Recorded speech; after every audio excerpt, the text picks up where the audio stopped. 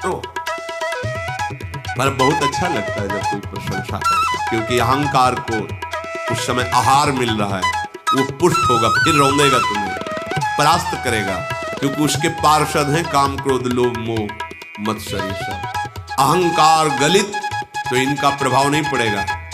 देहाभिमान रूपी गुफा में ही ये शत्रु छुपे रहते हैं। जब कोई अपनी बड़ाई करे, प्रभु हर लीला में स्वयं आचरण करके मर्यादा पुरुषोत्तम भगवान श्री राम की एक एक चेष्टा उपदेश है।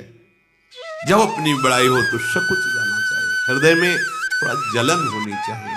अगर कहीं गुरुजन बड़ाई करने लगे तो निश्चित समझना चाहिए कि कोई अपराध बन गया क्या। आज मेरे गुरुजन मेरी बड़ाई मेरे सामने कर रहे, इसका मतलब कोई अपराध बन गया। शायद हमसे कोई भयानक गलती बन गई, उसका दंड मुझे दिया जा रहा है, ये भाव होना चाहिए। और जब कभी वो तुम्हें कटुवचन बोलने लगे, तुम्हारा तिरस्कार करने लगे, तो अंदर से नाचना चाहिए, अब कृपा हुई है। अब ये अनंत जन्मों से जो बांधने वाला अहंकार था, अब इसका नाश प्रारंभ हो गया। अब तो जीवन मुक्त होना ही है। जब गुरुदेव की ऐसी नजर है तो मुझे कौन बांध सकता है। लेकिन अगर वहां सम्मान और बड़ाई मिलने लगे तो सावधान हो जाना चाहिए कि कोई अपराध बन गया, कोई है अहंकार की ऐसी वृत्ति जिसको गुरुदेव देख रहे हैं, और हृदय में जलना चाहिए। प्रभु सकुचार है। और भरद्वाज मुनि का यश गा रहे हैं, महाराज ये तो सब आप में विद्यमान है, इसीलिए आप ऐसा कह रहे हैं। मुनीश्वर, ये जो आप आदर दे रहे हैं, बड़ाई कर रहे हैं, ये मेरी नहीं कर रहे, ये आपकी महिमा है। सच्ची बात है। जब कोई साष्टांग प्रणाम करता है तो उसमें जिसको प्रणाम किया जाता है उसके गुण की बात नहीं होती, उसमें उसकी महिमा होती है।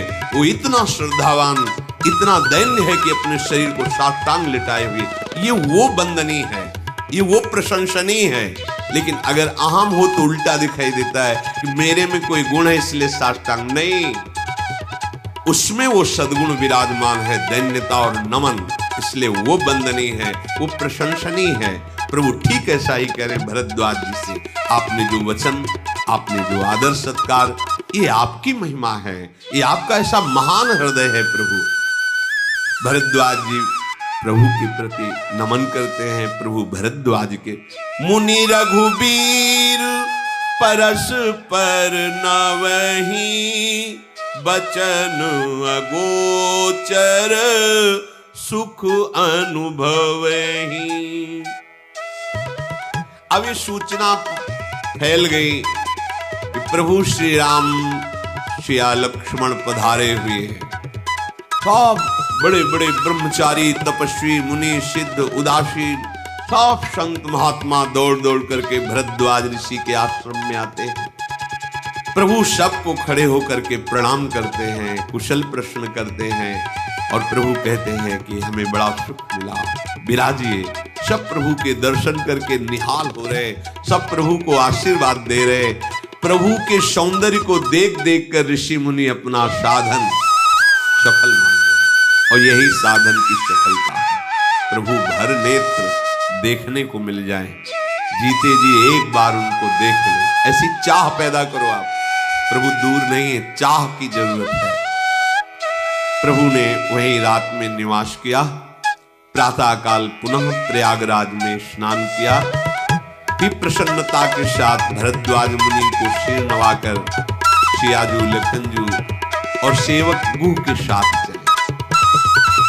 चलते समय प्रभु बड़े प्रेम से भरद्वाज मुनि से कहा, नाथ किस मार्ग से जाए।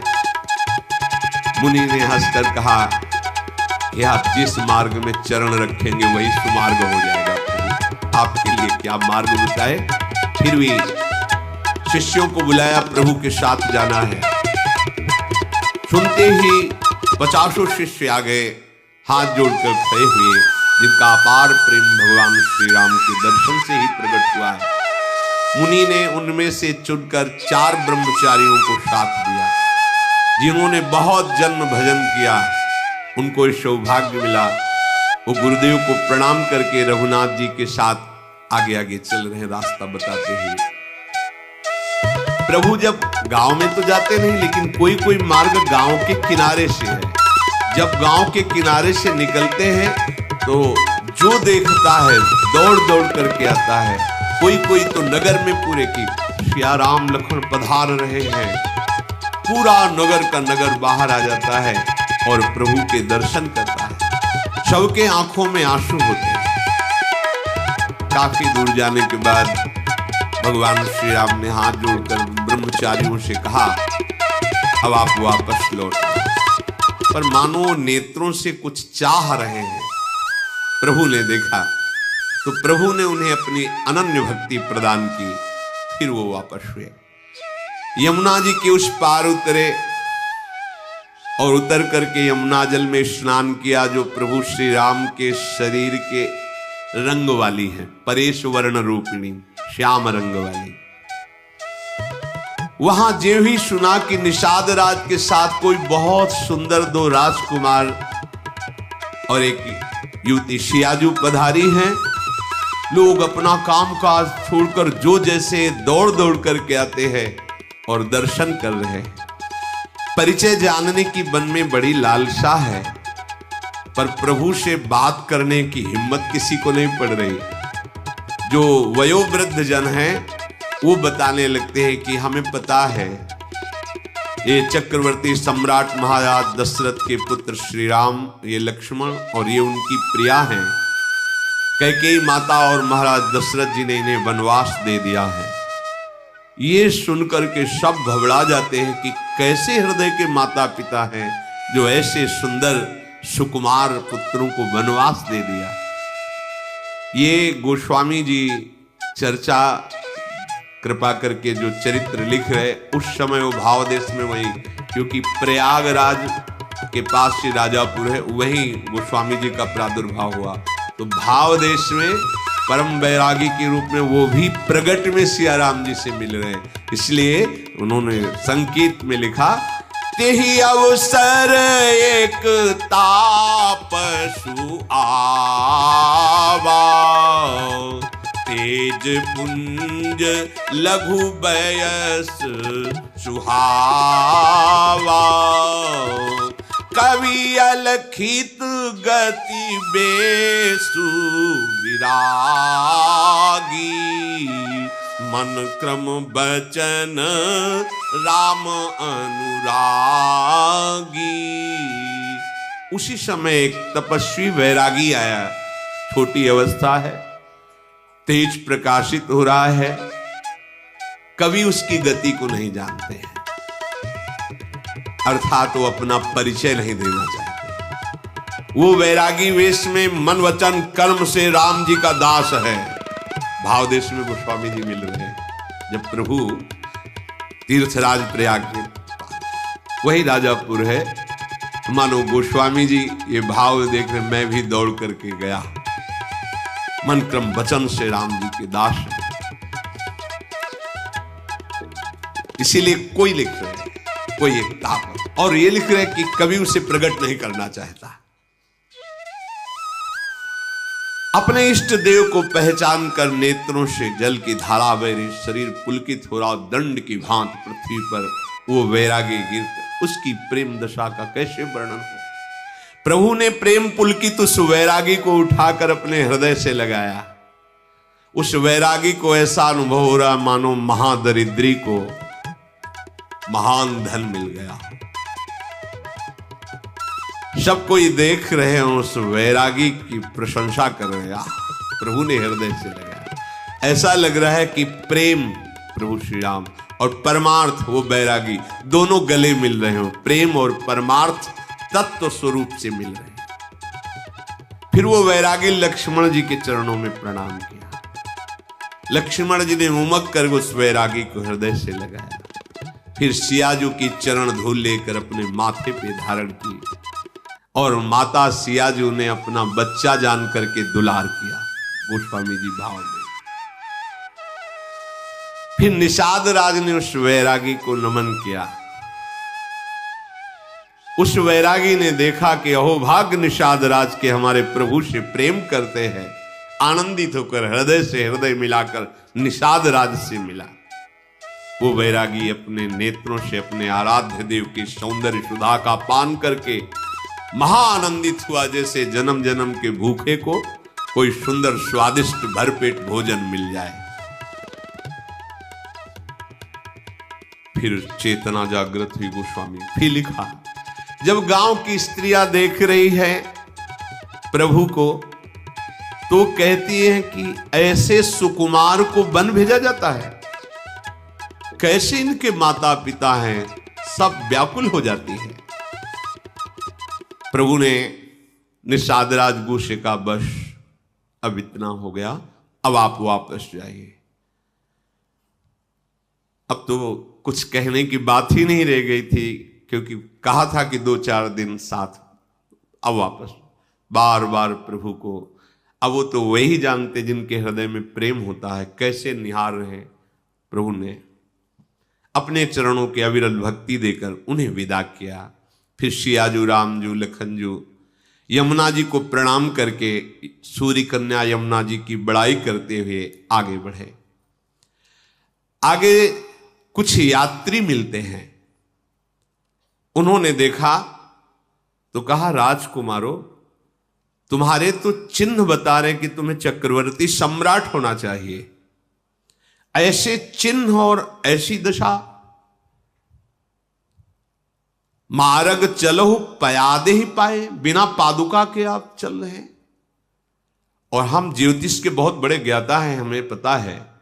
तो आज मुझे लगता है कि ज्योतिष शास्त्र झूठा हो गया क्या, क्योंकि आपके चिन्ह चक्रवर्ती सम्राट के हैं और आप नंगे पैर ऐसे कटीले कंकड़ीले भयावह वन में तपस्वी वेश में।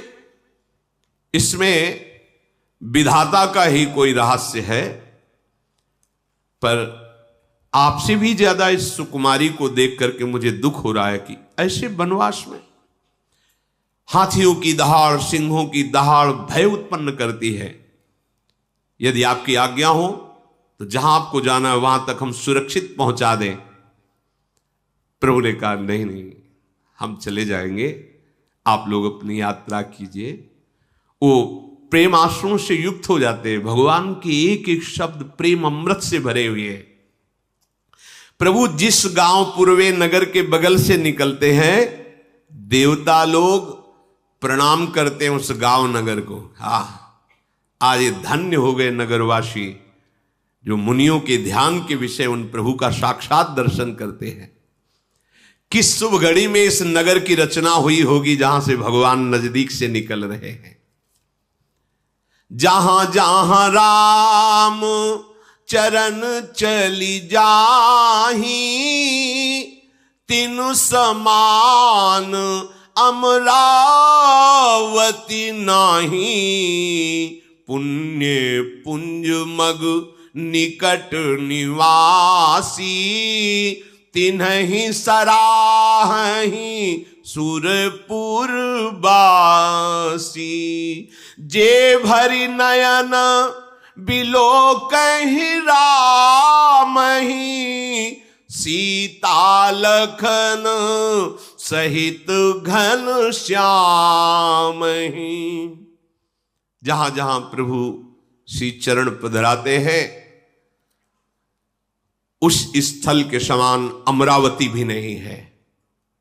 वहां आसपास रहने वाले जो नगर नारी हैं उनके पुण्यों की बराबरी देवता भी नहीं कर सकते, क्योंकि भर नेत्र प्रभु को देख रहे हैं। प्रभु जिस सरोवर का जल आचमन करते हैं, प्रभु जिस नदी में अवगाहन करते हैं, ऋषि मुनि देवता सब उसकी बड़ाई करते हैं। प्रभु जिस वृक्ष के नीचे विराजमान हो जाते हैं, कल्प वृक्ष उसकी बड़ाई करता है। जो रजकण प्रभु के श्री चरणों से युक्त हो गए, महामहिम होकर भूमि अपने भाग्य सराती है। प्रभु जैसे जैसे आगे बढ़ते हैं तो धूप न लगे ऐसे बादल छाया करते हुए जा रहे हैं। देवता आगे ही आगे फूल बरसाते जिसमें प्रभु के श्री चरणों में कोई कंकड़ आदि न चुभ जाए। सुंदर वन की शोभा पशु पक्षियों को दिखाते हुए प्रभु जा रहे। देखो सियाजू, वो हिरण मंडली, वो मोर मंडली। ऐसे जब किसी गांव के आगे जो गांव पड़ता है तो पहले ही पीछे गांव वाले वहां दौड़ के चले जाते हैं, बता देते श्री राम जी आ रहे हैं, चलो सब दर्शन करने। बड़े बूढ़े स्त्री बालक सब दौड़कर बाहर निकल आते हैं। राम लखन सिया जी के रूप को देखकर सब ऐसे हो जाते जैसे चित्र में लिखे हुए, प्रेमानंद में मगन है, शरीर पुलकित है। उनकी दशा वर्णन नहीं की जा सकती, मानो कोई गरीब आदमी चिंतामणि का ढेर पा गया हो। एक दूसरे को पुकारते हैं, अरे भाग के आ, नेत्रों का लाभ ले, कार्य तो फिर हो जाएगा। कोई प्रभु के श्री अनुराग में भर गया, उनके साथ साथ चल रहे, प्रभु समझाते आप अपने नगर में रहिए। कोई उनके नेत्रों की छवि हृदय में पहुंचने पर ऐसा समाधिस्थ है कि आंख ही नहीं खोल पा रहा है। किसी का शरीर शिथिल, किसी की मन वाणी शरीर एक साथ सब। जब प्रभु ने उस नगर के वासियों को इतना प्रेम विवश देखा, कुछ लोग दौड़ करके आगे गए, कहा प्रभु ये वट वृक्ष है, थोड़ी देर बैठ जाओ, हमारे अहोभाग्य। प्रभु ने कहा ठीक है। तो तत्काल ग्राम के लोग नरम नरम घास ला करके ऐसे बिछा देते, प्रभु बैठ जाते हैं।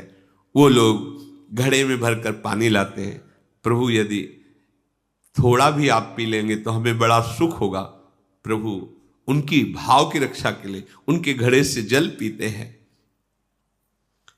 सियाजू लखन रामजू विराजमान हैं।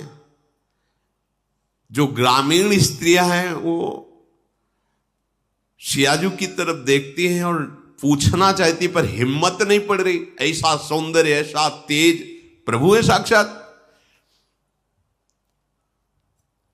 करोड़ों कामदेव मोहित हो जाए ऐसे प्रभु श्री राम।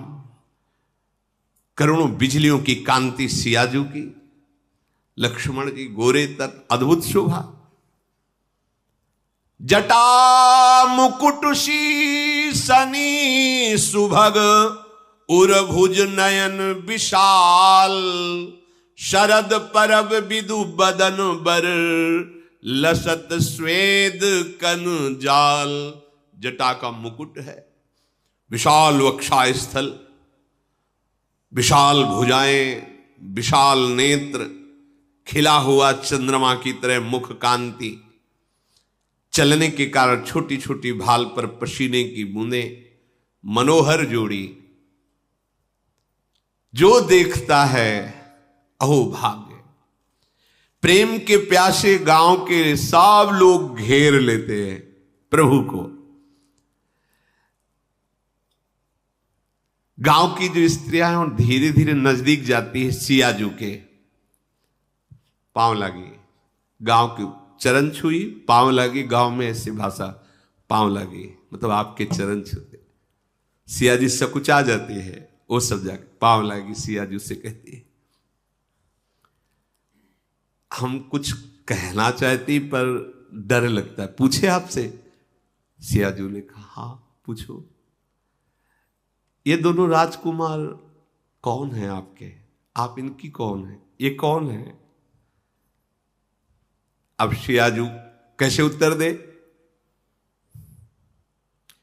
ये दोनों राजकुमार इतने सुंदर हैं कि आज तक हमने सुंदरता है ही नहीं देखी ऐसी। एक श्याम, एक गौरवन, किशोर अवस्था, इनके शरद कमल के समान खिले हुए नेत्र। बता सकते हो कि आपके कौन है?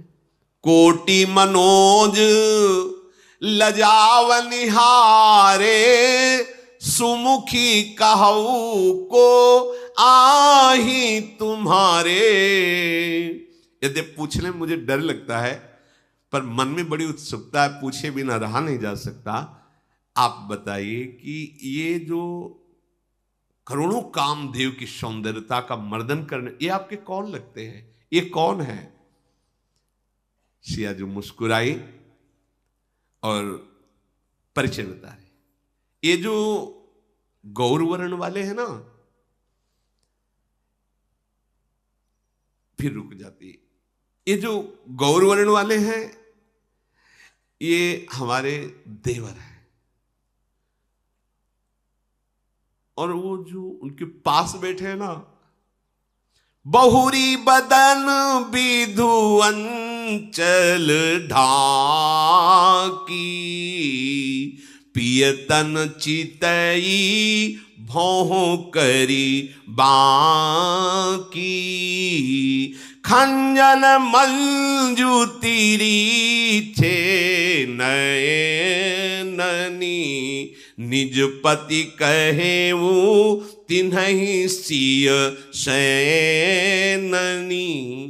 एक गौर वर्ण वाले किशोर मेरे देवर हैं और तिरछी चितवन से मंद मुस्कान, वो जो सावरे है ना, आगे की बात कही नहीं, नेत्र से बताया कि जो सावरे है ना मेरे पति हैं। ये बात सुनते ही गांव की जो स्त्रियां बार बार चरणों में पड़ रही, फूली नहीं समा रही, कह रही हाँ तुम्हारे पति कितने सुंदर हैं। गांव की सब सिया जी को बहुत अच्छा लग रहा है, भोला भाला स्वरूप गांव का, और गांव के लोग बातें, और गांव की जो स्त्रियां बातें कर रही, वो कहती है वैसे तो हमारी सामर्थ्य नहीं कि हम आपको आशीर्वाद दे सके, पर अगर कुछ भी सुकृत हैं हमारे तो हे विधाता, जब तक भगवान शेष के फण पर ये भूमि रहे तब तक सियाजू तुम्हारा सुहाग अमर रहे, ऐसा अचल रहे, तुम सदा सौभाग्यवती हो। गांव की स्त्रियां ऐसे, यद्यपि हम आशीर्वाद देने लायक नहीं हैं, पर अगर हमारे सुकृत हैं तो उनका फल ये हो कि जब तक भगवान शेष के फण पर भूमि विराजमान, सियाजू आपका सुहाग अखंड रहे। भगवान शिव पार्वती की जैसी जोड़ी आपकी सदैव अविचल रहे। आपसे प्रार्थना है कि जब आप इस रास्ते से लौटे, एक बार हमें नेत्रों का और लाभ दें। हम सब आपकी दासी हैं, इंतजार करेंगे आपका। गांव की ऐसे सियाजी से बात कर रहे हैं। भगवान श्री राम ने इशारा किया, लखनलाल और सियाजू चल पड़े। गांव के लोग पीछे लग जाते, जिस गांव से निकलते प्रभु फिर उनको सम्मान कर प्रेम बाणी से वापस करते हैं। सबका आनंद से लुट जाता है, जैसे सांप की मणि चली जाए तो फड़फड़ाने लगता है। फिर धैर्य धारण करते हैं, अच्छा प्रभु लौटेंगे तब दर्शन हो जाएंगे। लक्ष्मण जी, जानकी जी, रघुनाथ जी आगे बढ़े, समस्त स्त्री पुरुष वापस लौट आए। आपस में बैठकर गांव के लोग चर्चा करते हैं, यदि विधाता ने इन्हें वनवास दिया है तो सृष्टि में सारे सुख जो रचे हैं आग लगे सुखों में, अरे इनको मिलना चाहिए, सो इनको वनवास। अगर ये नंगे पैर ये बिचरहि मग बिनु पद त्राना, तो रचे बाद विधि वाहन नाना। ब्रह्मा ने एक से एक वाहनों की रचना की, ये नंगे पैर वन में घूमते तो धिक्कार है उन वाहनों को, उन सुखों को। जब ये कुश की साथरी पर भूमि पर सोते हैं तो क्यों रचना की विधाता ने सुंदर सैयाओं की। इनको जब पेड़ के नीचे निवास करना लिखा है तो महल किन के लिए बनाए गए हैं। ये सुंदर अत्यंत सुकुमार मुनियों के वस्त्र वल्कल धारण किए तो विधाता ने भांति भांति के वस्त्र गहने क्यों रचना रची। ऐसे गांव के लोग वार्ता करते हैं, आहा इनको कंदमूल फल खाना लिखा है, वे 56 प्रकार के भोगों की रचना विधाता किन के लिए किया। हमारे कानों, नेत्रों और मन के द्वारा अनुभव आने वाली विधाता की करनी सब उल्टा नजर आ रही है। इन्हें देख करके हमें लगता है विधाता आश्चर्यचकित हो गया कि हमारी रचना में तो कोई ऐसा है नहीं, इसीलिए इनको वन में छुपा दिया है। गांव के लोग सरल भाषा में आपस में बातचीत कर रहे हैं। प्रभु श्री राम के चरण जहां पढ़ते हैं, जानकी जी बहुत ध्यान रखती है कि प्रभु के चरण चिन्हों के ऊपर चरण न पड़े, और जहां सियाराम के चरण चिन्ह पड़ रहे हैं उनको दाहिने करके लक्ष्मण जी चल रहे हैं कि उनके चरण चिन्हों पर चरण न पड़े। बड़ा प्रेममय भाव। श्री राम लखन सियाजू प्रेम में डूबे हुए, क्योंकि ऋषि महात्माओं के सबके दर्शन होते चले जा रहे हैं। पथिक रूप प्रभु के सामने चाहे पशु हो चाहे पक्षी हो, सबका चित्त चुरा रहे हैं। कोई ऐसा नहीं हुआ जिसने प्रभु को देखा और पुनः उसका जन्म हो। जन्म मृत्यु संसार से भटकने वाले भवसागर में अब उनको नहीं डूबना पड़ेगा जिन्होंने एक बार प्रभु को देखा। अजहू जासूर सपने हूं काऊ, बसहू लखनु सिय रामो बटाऊ। राम धाम पथ पाई सोई, जो पथ पाओ कबहू मुनि कोई। यदि एक बार भी स्वप्न में सियाराम लक्ष्मण का साक्षात्कार हो जाए तो कह रहे हो परम धाम को प्राप्त कर लेता। तो साक्षात दर्शन। प्रभु ने देखा कि सियाजू के भाल पर संबिंदु है, थक गई है, तो एक बहुत बड़ा वृक्ष देखा, समीप में सुंदर सरोवर जो शीतल और मृदु जल। प्रभु रात्रि है इस वृक्ष के नीचे विश्राम कर रहे।